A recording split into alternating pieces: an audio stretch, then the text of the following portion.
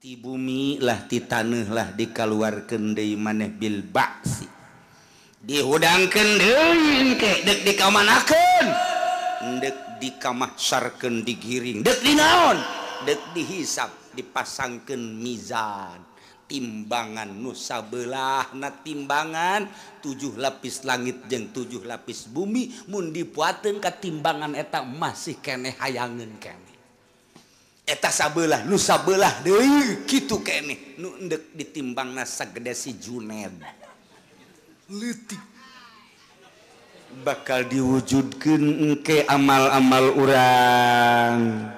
lamun bagus berat nu belah katuhu mun jore berat belah kenca ieulah nu bakal terjadi engke ulah lalawora urang kuari hirup dengan sakadar nungguan waktu hungkul ngaler ngidul ngetan ngulon nu mantak urang masaki alhamdulillah di saat hirup pikukna kehidupan manusia nu fluktuatif kuari urang masih keneh sempat ngadengikeun ayat-ayat suci Al-Qur'anul Karim dengan harapan supaya terketuklah hati urang nganyahokeun sabenerna Allah teh sebagai pangeran nganyahokeun hukum-hukum Allah ketika hukum dimodif dibungkus supaya orang sadar geuning tah mah hukum lelalaga ieu nu asli mah ieulah kesadaran urang mangeranan ka Gusti Allah kesadaran hukum-hukum ti Gusti Allah kesadaran Al-Qur'an kitab samawi nu ku urang kuari sabaraha persen si ieu dilakukeunana nu ku urang kuari sabaraha persen si ku urang diamalkeunana urang sadar sasadar-sadarna batur mah poe minggu teh nu ka puncak batur mah nu ka Bandung batur mah anu ka Bali batur mah anu ka Amerika batur mah nu arulin lantaran boga duit ieu mah ku lantaran teu boga duit ngaji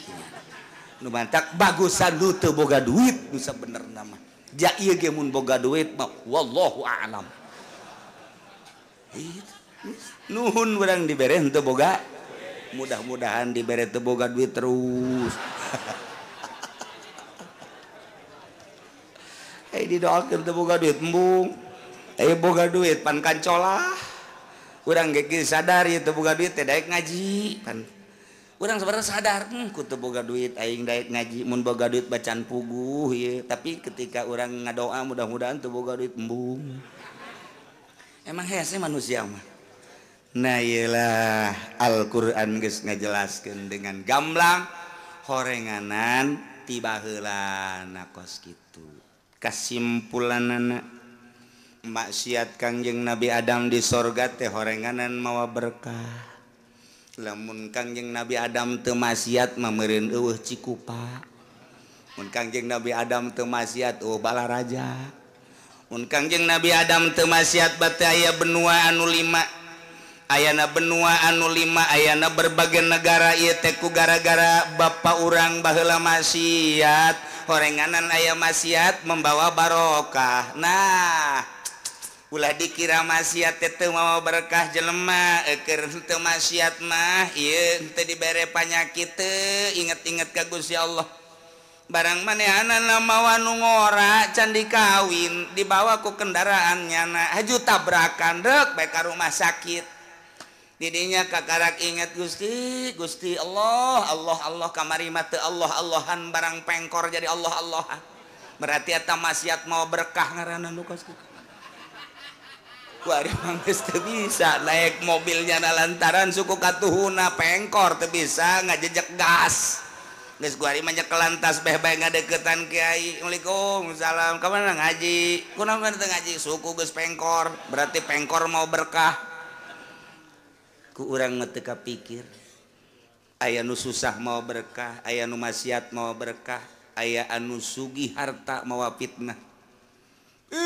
keur susah mah teu adur-aduran kitu barang serba aya bro dipantau bro di juru ngalayah di tengah ieu mah hayang mobil naon sakumaha kosorum bae awak keur jag-jag waringkas gagah aya di nyana ku batur disebut suku kepala suku dan lain sebagainya wah ancul-anculan hirup teh ancul-anculan mabok aya di nyana judi aya di nyana awewe hayang nu mana bae berarti kan eta kekayaan teh mawa cilaka eta kos kitu mata ku Gusti Allah cabut deui ku aing sia cabut ku aing harta sia, cabut ku aing kagagahan sia, coba hayang nyaho kuari mah daek ngaji Allah Allah Allah diajak ku babaturan urang maksiat hayang aing